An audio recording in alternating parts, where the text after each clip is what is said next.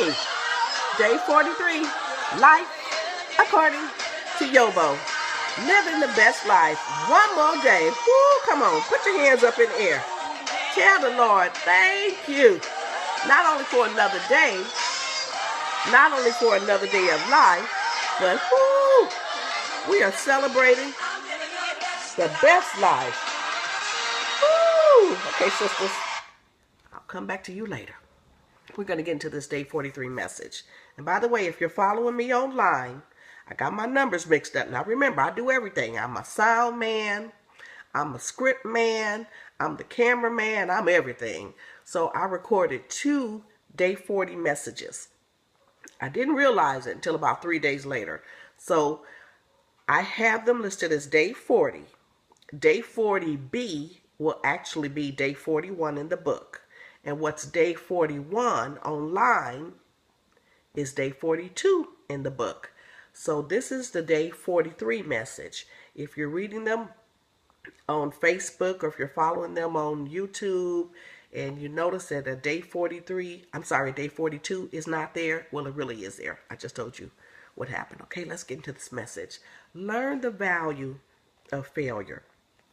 I'm going to tell you how you can really tell when you have made progress, when you can measure your own progress, when you hear the words which Steve Harvey said. Let me read it. In a 2015 interview, Steve Harvey said, God allows your greatest and most valuable lessons to be learned from failure. I paused the TV, picked up a paper and pencil, and wrote down these words. I wouldn't have done that 15 years ago. I would have been looking like, what? What's he talking about? God allows your greatest and most valuable lessons to be learned from failure. But those of you who've been on this life journey a long time, you understand what I'm talking about. And for those of you who don't understand, just stay right there. Don't move, because I'm going to explain it to you. You may not get it right now, but eventually you'll be saying, oh, I remember when YoBo said that back in 2015. Now I understand. So don't feel bad if you don't understand, okay? When I think about my failures, had somebody told me back then, in the midst of a failure, had someone told me back then that it would turn out to be my greatest and most valuable life lesson, I might have said a cuss word. Right now I'm thinking about one particular failure. There are some other failures that I've made along the way. I have yet to learn the lesson. But I'm telling you, keep on living, like my mama used to say. Keep on living. There is what the title say? Learn the value of failure. There's a lesson in it somewhere. J.K. Rowling, the Harry Potter author, had her share of failures too. At a Harvard commencement ceremony, she talked about the value of failure, saying, this is deep. Okay, I'm going to have to say this a couple times. You can also Google it and find it. Her whole speech, you got to hear it. Had I really succeeded at anything else, I might not have found the determination to succeed in the one area where I felt I truly belonged. You all may not know her name, but you are familiar with the books that she's written. This woman was on welfare when she wrote the Harry Potter series. She is now richer than Queen Elizabeth. At age 6, she told her mother she wanted to be a writer, but the mother had grown up poor. She wanted her daughter to have a career. She felt that that would give her daughter some security and some stability, whereas if she chose to be a writer, she would have to write, submit her manuscripts, hope that somebody sent her back a letter saying, we want to publish your book. And in the event none of that happened, then her daughter would just be a struggling artist. So the mother's idea was, put your gift on the back burner, because we talked about primary gifts the other day, primary gifts, and I didn't even get into the secondary gift. The secondary gift is the thing you can do to earn a living. For instance, I cook. So I can cook and I can cater. I can use that, and that'll be my hustle to make a little money. But my primary gift what I'm doing right now. It's not at the point where it can financially support me. So that's when you bring in your secondary gift and let that support you until the primary gift can stand on its own. So J.K. Rowling, her primary gift was writing, but she entered, I was going to say corporate America, but she was living in England. So she had a career. She went down the path her mother told her to go down, but she reached a certain point where she failed. And she failed over and over and over again. When she had a baby, she was divorced, she was unmarried. One day she was on a train. She had an idea. She didn't even have paper. She drafted her first Harry Potter book on a napkin. Now, with that in mind, let me go back and repeat her words. She said, had I really succeeded at anything else, had she succeeded at those jobs, she would not have been on the train that day. She would not have had that napkin in her hand, jotting down what would be the world's bestseller, the beginning of the world's bestseller.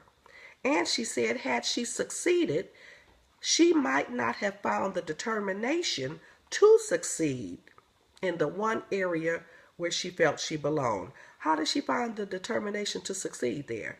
Well, she was unemployed. She was living on welfare. She didn't have any money. She was determined to do something. As my friend Pastor Shig says, do something. Sell bottles, sell cans, sell pencils, do something. So her something was she started writing. Many of us are familiar with failure. At age 56, I'm starting all over again. From scratch. I have no home. I have no retirement. I have no savings. I have nothing but a husband, a computer, and some online followers. Everything I work to achieve is gone. If for some reason you feel like a failure, take heart, baby. You're in good company. And the beauty of where we are right now, when I say we, those of us who have failed at anything in life, the beauty is that, just as J.K. Rowling said, had we succeeded at anything else, we wouldn't be where we are right now, doing exactly what we were created to do. That's Life According to YoBo, day 43. Honey child, I'm doing what I was created to do. Had I been back in Munger, Toes, and Olsen, look at this. I wouldn't have done anything. Let me get this glare off here. Look at this. 1, 2, 3, 4, 5, 6, 7, 8. 8 published books. Published books. That ain't counting the ones I wrote and haven't published yet. And I'm doing Life According to YoBo, days 31 through 60. Had I succeeded at anything else, I wouldn't have all this right here. Had I succeeded at anything else, I wouldn't be sitting on this couch with my bar stool in front of me, with my book box on it, and 2 big Bibles propped on it, and my iPhone sitting there, which is my camera, and I'm in the studio. My iPad, look, I'm the sound man. Turn, see, there's the Clark sisters. I got it already queued up. See, I put it right there. See, I got it already queued up. When I finish, I push the little button right there, and we go all the way out. Had I succeeded at anything else, I wouldn't be here right now. So that's how you learn the value of failure. You failed for a reason. You failed because that ain't where you were supposed to succeed. You were supposed to succeed in the area that you were created to succeed in. So stay on the journey. Don't give up. Don't fall by the wayside. Don't feel like a failure. We're on our way to exactly where we're supposed to be. And since we're journeying, we might as well do what? Might as well live the best life. She just said, God is rich in houses and land. He holds the wealth of the world in his hand. So child, you haven't failed at anything. You're going to be okay. Trust me. Give me your hand. Come on. We're going to do this thing together. See you later. Life According To YoBo. I'll see you on day 44. Keep living the best life. See you tomorrow.